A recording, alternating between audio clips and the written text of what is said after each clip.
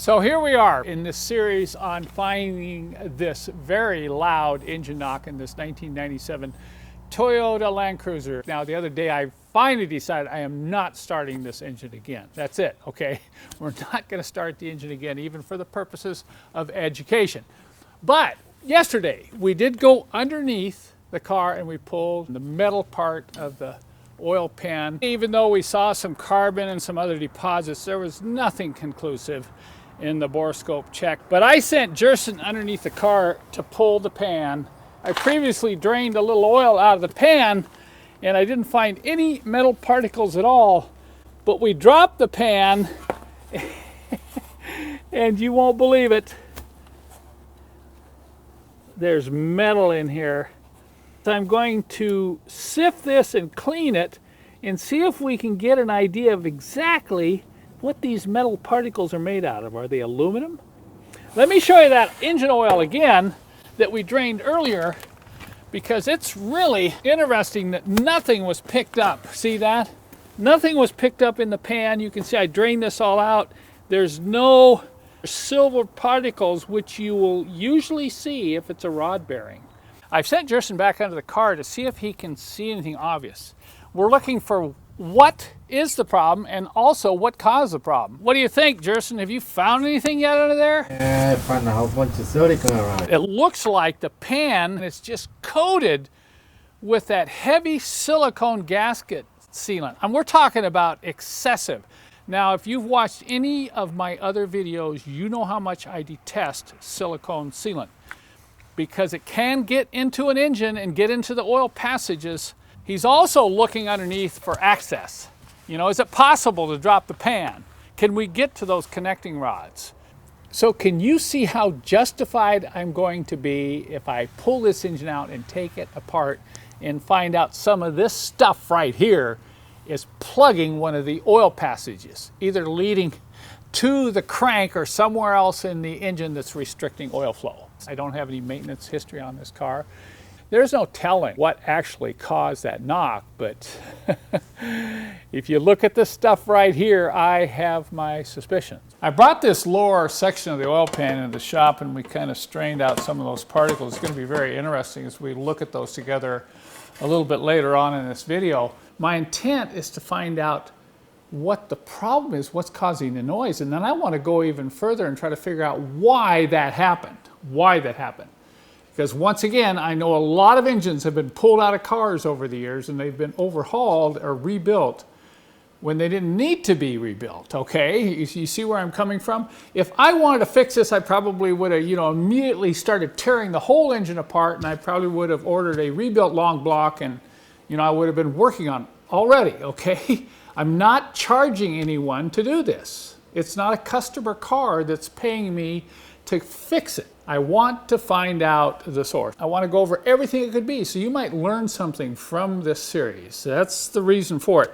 It's going to mean a lot more work for me to get in there and actually find out those two answers I'm looking for. What is causing the knock, and why in the world did it happen in the first place? How many miles on the car? It has about 218,000 miles on it. There was a little bit of noise in the engine before this happened. This happened very quickly. But over the last couple years, they started when it was cold, and there'd be this little clunk, clunk, clunk, clunk, similar to piston noise when the engine's cold, okay? But they drove it for, 3-4 years, put 20,000 miles on it with that little thump, thump, thump noise when they started it up in the morning. Does it have oil pressure? Yes, it has oil pressure.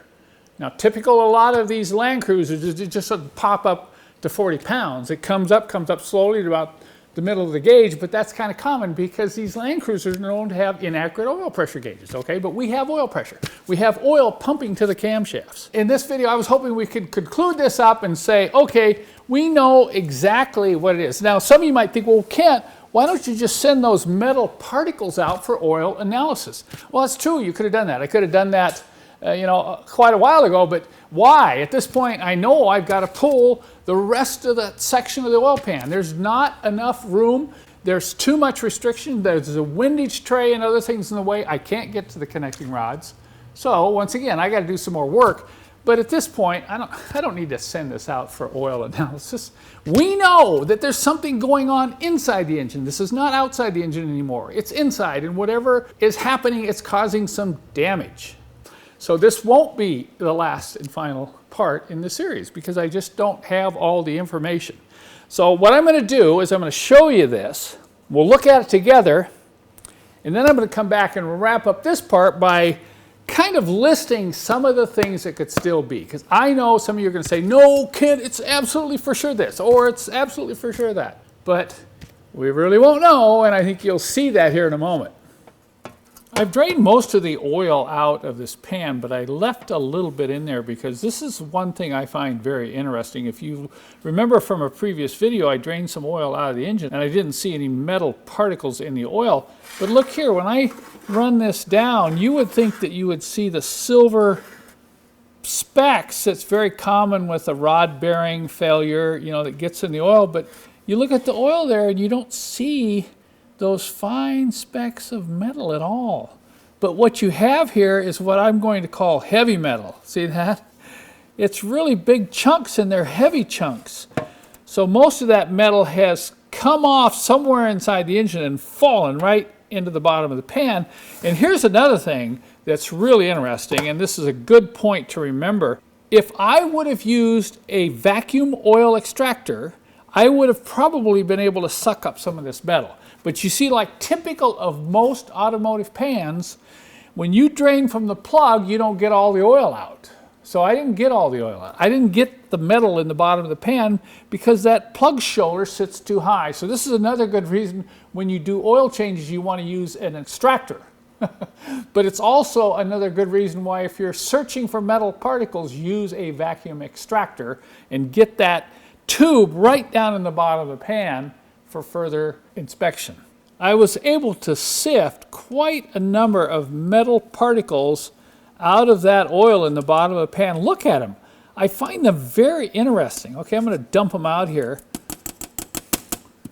Well, let's see. Let's see if we can get them off of here. Oh, they're kind of stuck. But what's interesting, you can see it here, is they're all shavings. It's like something was carving metal. And a lot of them are the same size. So as if something was like taking minute chunks out of the metal. I can also take a magnet and I quickly realize these are all ferrous metal. I'm not seeing any aluminum or hardly any aluminum in this lot at all, but just look at that. Look at those flakes and look at how they're all kind of consistent in size. So what in the world is causing that?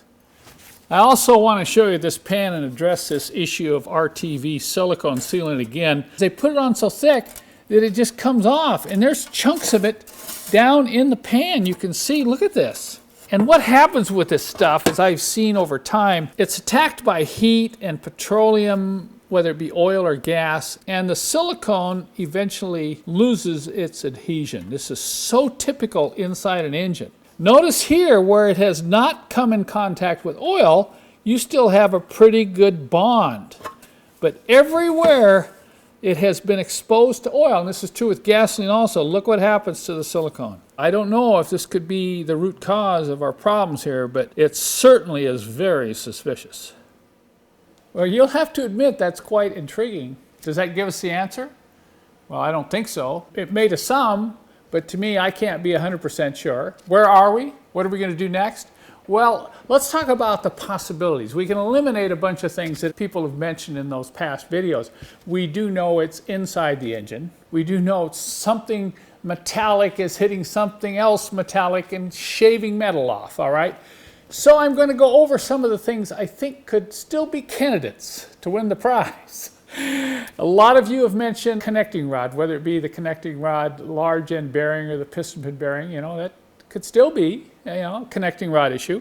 Some have brought up this issue with the oil pump drive gear. Now this apparently is a problem with these engines.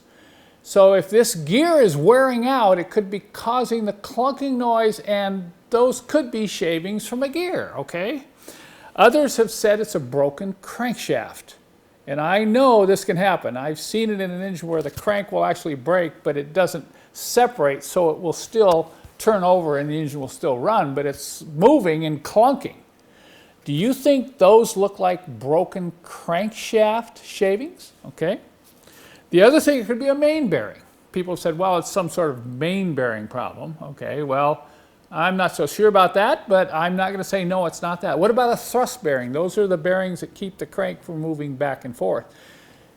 Did those shavings look like a thrust bearing being worn thin? Okay. The others said, well, maybe it's a dropped liner. A piston liner dropped down, and the crank is coming up and hitting it. Or maybe the crank is hitting the windage tray. Maybe the windage tray is loose, and we've got something, hitting. And, the more I look at those shavings, the more I think something's got to be hitting, and kind of like, it's like a knife carving away butter. Real thin pieces of butter, okay. So those are the options. I think those are probably the best options at this point. Once we get the pan off, we get the windage tray off, I start opening up covers, bearings, and whatever, I think we're going to be able to find what's causing that knock. But, for me, I'm more interested in finding out what caused the knocking in the first place. Okay. Stay tuned for the next part. We'll try to find the answer for you.